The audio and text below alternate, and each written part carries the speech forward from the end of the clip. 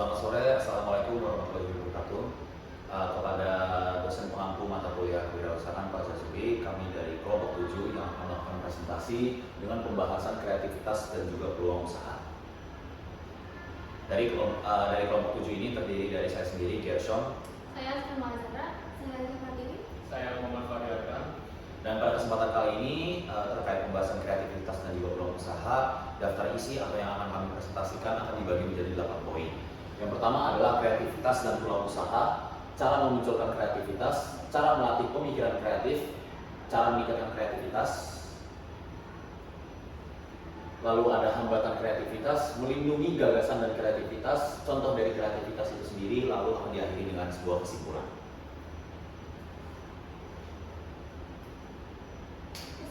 Yang pertama, saya akan menjelaskan mengenai pengertian kreativitas. Kreativitas ini merupakan kemampuan untuk mengembangkan ide-ide baru dan untuk menemukan cara-cara baru dalam memecahkan persoalan untuk menghadapi peluang bisnis.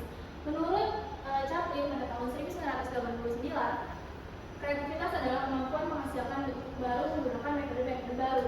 Jadi tanpa adanya kreativitas itu, pemecahan persoalan tentang menciptakan peluang bisnis yang baru itu tidak akan berjalan dengan mudah. Nah, selanjutnya ada bentuk-bentuk kreativitas. Yang pertama ada ide, gagasan, kemudian produk. Tiga hal ini berkaitan. Nah, yang pertama ini ide. Ide ini adalah suatu pemikiran yang menciptakan solusi untuk mengatasi masalah. Jadi setelah terciptanya ide baru, akan tercipta suatu gagasan. Gagasan ini merupakan kreativitas yang dapat diwujudkan dalam sebuah gagasan. Gagasan dapat disampaikan secara langsung maupun tulisan seperti buku. Nah, setelah terciptanya ide, kemudian gagasan, akan tercipta sebuah produk yang tentunya kreatif. Produk ini untuk menciptakan suatu produk diperlukan adanya suatu proses kreatif sehingga produk tersebut dapat memenuhi harapan konsumen. Kemudian selanjutnya peluang usaha. Apa sih peluang usaha? Peluang usaha itu berasal dari gabungan dua kata, yaitu peluang dan usaha. Peluang ini mempunyai makna kesempatan atau prospek, sedangkan usaha ini mempunyai makna upaya. Secara umum pengertian peluang usaha adalah kesempatan melakukan suatu upaya dalam rangka mewujudkan tujuan. Nah, dalam menciptakan peluang usaha ini seperti yang sudah saya jelaskan sedikit tadi, dibutuhkan kreativitas yang sangat baik. Oke, jadi kan tadi udah mengomongkan tentang kreativitas. Lalu bagaimana sih kreativitas itu bisa muncul? Nah, kreativitas itu bisa muncul kalau kita ada belajar dari pengalaman. Jika seseorang itu memiliki pengalaman dan juga ilmu, maka kreativitas itu akan terbentuk sendiri karena pengalaman-pengalaman tersebut. Jadi kita itu bisa terbuka dengan fenomena-fenomena yang ada karena kita sudah melaluinya.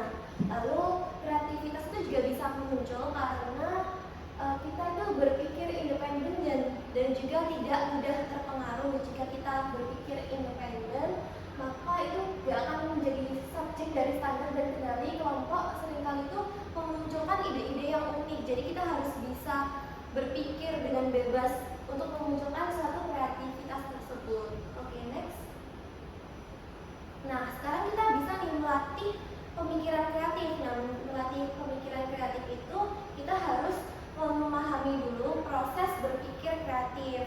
Proses berpikir kreatif itu menurut Graham Norris itu ada 4 tahap proses kreatif. Yang pertama itu adalah persiapan, di mana di persiapan ini kita itu mengumpulkan informasi, terus belajar dari pengalaman orang lain dan juga memahami dari masalah yang ada. Lalu yang tahap yang kedua itu ada inkubasi. Di sini itu kita berhenti sejenak dan juga memikirkan masalah agar ide yang kita buat itu bisa matang. Lalu yang proses ketiga itu ada iluminasi. Di situ munculnya inspirasi atau aha moment. Lalu yang tahap terakhir atau tahap keempat itu ada verifikasi. Jadi kita setelah melalui tahap-tahap kayak persiapan, terus inkubasi, iluminasi, kita akan memverifikasi atau menguji ide dengan berpikir kritis dan juga realistis. Setelah itu kita akan mengasah sifat-sifat kreatif. Nah, di sini menurut Wilford menyebutkan 5 ciri berpikir kreatif. Pertama ada kelancaran, itu terbiasa menghasilkan banyak ide. Lalu ada kelulusan, mencoba berbagai pendekatan, dan juga ada keaslian, berani berbeda. Itu yang nggak bisa gitu. Terus ada elaborasi, mampu mengembangkan ide secara rinci, dan juga ada redefinisi, itu melihat masalah dari sudut pandang yang baru. Next. Nah, di sini ada cara meningkatkan kreativitas. Yang pertama itu mengembangkan perilaku inovatif. Jadi seorang wirausaha dituntut terus berinovasi agar bisa bertahan. Nah, perilaku inovatif itu bisa ditunjukkan dengan cara mencari teknologi atau ide-ide baru, terus menghasilkan dan juga memperjuangkan ide kreatif, menyediakan sumber daya untuk mewujudkan ide tersebut. Lalu di sini juga ada mengasah ciri berpikir kreatif. Itu ada 5 sifat yang utama. Yang pertama itu ada frenzy atau banyak ide, lalu ada flexibility, berbagai alternatif solusi, lalu ada originality, gagasan yang unik, lalu ada elaboration atau mengembangkan ide secara detail, lalu ada redefination, yaitu melihat masalah dari sudut pandang yang baru. Dan di sini ada menerapkan inovasi terbuka. Nah, untuk meningkatkan kreativitas kita itu juga harus menerapkan inovasi terbuka dengan berkolaborasi dengan pihak-pihak lain seperti pelanggan, pemasok, terus universitas, bahkan pesaing untuk memunculkan kreativitas ini dan juga mempercepat inovasi. Lalu ada menjadikan kreativitas itu sebagai positioning agar bisnis itu berbeda dari pesaing. Nah, ini tingkatkan kreativitas dalam produk, terus kita bisa tingkatkan kreativitas dalam layanan ataupun harga yang udah ada di pasaran. Lalu yang terakhir ada mengatasi hambatan kreativitas. Nah, kan kalau di kreativitas itu ada beberapa hambatannya. Kita itu harus bisa mengatasinya, yaitu dengan cara berpikir positif, terus berani mengambil resiko, dan juga menggunakan imajinasi dan juga intuisi kita. Lalu ada hambatan dari kreativitas ini sendiri. James L. Adams dalam bukunya Conceptual Blockbusting pada tahun 1986 telah mengidentifikasi hambatan kreativitas dalam bentuk klasifikasi yang dapat dibagi. Yang pertama adalah hambatan persepsi, ada hambatan emosi, serta hambatan kultural. Di mana hambatan persepsi ini merupakan sebuah pola pikir stereotip dan terlalu banyak atau terlalu sedikit informasi sehingga kesulitan dalam memilah informasi yang ada.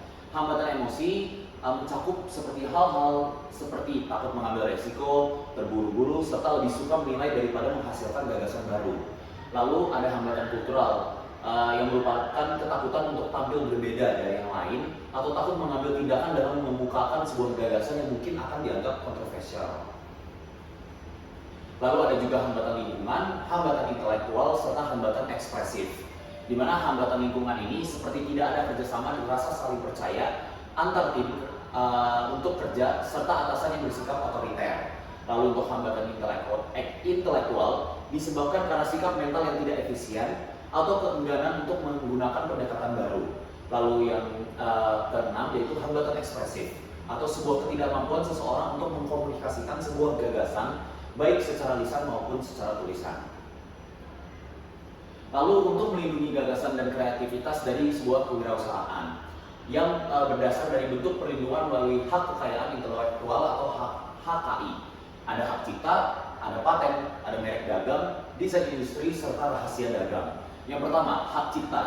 Cocok untuk wirausahawan yang kreatif seperti penulisan, untuk musisi, desainer grafis, atau pembuat software dan sejenisnya. Lalu ada hak paten.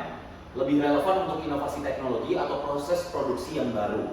Lalu ada merek dagang untuk melindungi identitas sebuah bisnis yang berupa nama, logo, slogan, dan lain yang sejenisnya. Lalu ada desain industri adalah untuk melindungi tampilan luar sebuah produk. Ini cukup penting di dunia fashion, otomotif, ataupun furnitur dan juga sejenisnya. Lalu ada juga rahasia dagang, yaitu untuk melindungi informasi yang bersifat rahasia dan memberi keunggulan kompetitif. Lalu ada perlindungan melalui perjanjian sebuah bisnis. Ada non-disclosure agreement atau NDA, ada non-compete agreement atau NCA, lalu ada memorandum of understanding atau MOU. NDA ini merupakan sebuah perjanjian yang memastikan bahwa pihak yang menerima informasi tidak boleh membocorkan informasi tersebut. NCA merupakan sebuah kontrak yang melarang karyawan atau mitra usaha bersaing secara langsung setelah keluar dari perusahaan. Mungkin sedikit berhubungan dengan NDA juga. Lalu ada MOU. Meskipun belum sekuat kontrak hukum, MOU sering digunakan sebagai bentuk kesepakatan awal yang bisa mengikat etika bisnis antar dua pihak. Kemudian masuk ke langkah praktis melindungi ide. Yang pertama, dokumentasikan ide. Jadi kita perlu mencatat semua pemikiran atau membuat sketsa, bahkan simpan prototipe. Nah, bukti ini itu bisa digunakan ketika kita terjadi sengketa dengan mungkin pihak yang bersangkutan. Kemudian yang kedua, mendaftarkan hak kekayaan intelektual. Kita harus segera mengamankan hak cipta, paten, dan merek dagang seperti yang sebelumnya. Kemudian gunakan kontrak kerjasama. Pastikan semua pihak yang terlibat menandatangani NDA atau non-disclosure agreement yang tadi atau perjanjian sejenisnya. Kemudian yang keempat, menjaga kerahasiaan internal. Batasi akses informasi penting hanya pada orang yang benar-benar membutuhkannya. Dan yang terakhir, bangun reputasi merek. Semakin kuat merek Anda di mata konsumen, semakin kecil resiko ide Anda dikalahkan oleh pesaing meskipun produk lainnya itu mirip. Kemudian ada strategi manajerial untuk melindungi ide.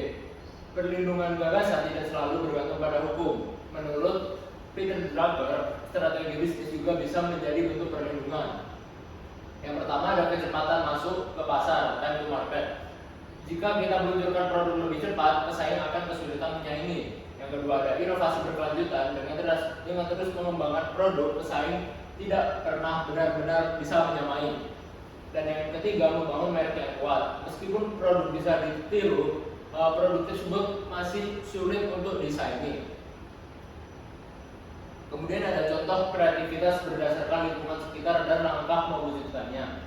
Kreativitas versus inovasi. Kreativitas itu menghasilkan ide baru, sedangkan inovasi itu mengeksekusi ide menjadi kenyataan.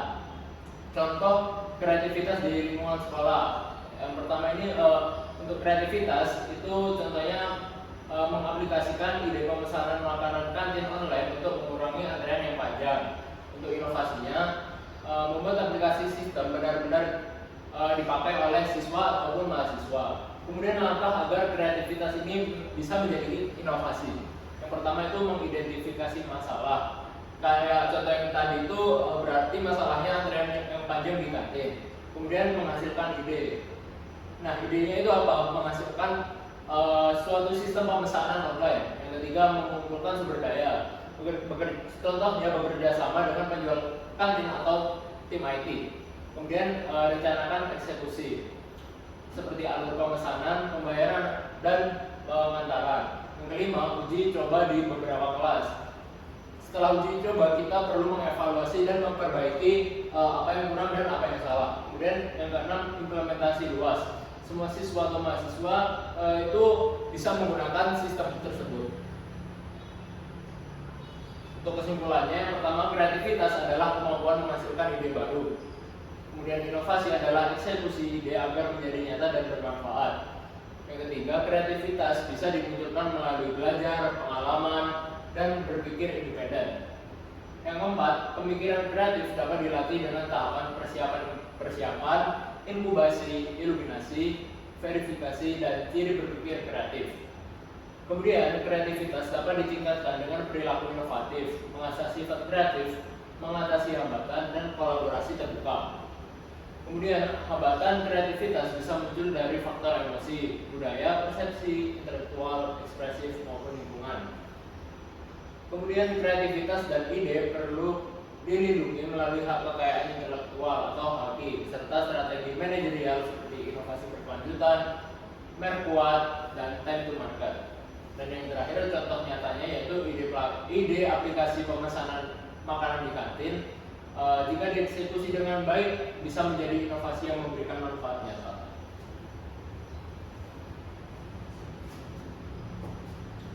Baik, terima kasih. Sekian dari kelompok 7. Kurang lebihnya mohon maaf. Wassalamualaikum warahmatullahi wabarakatuh.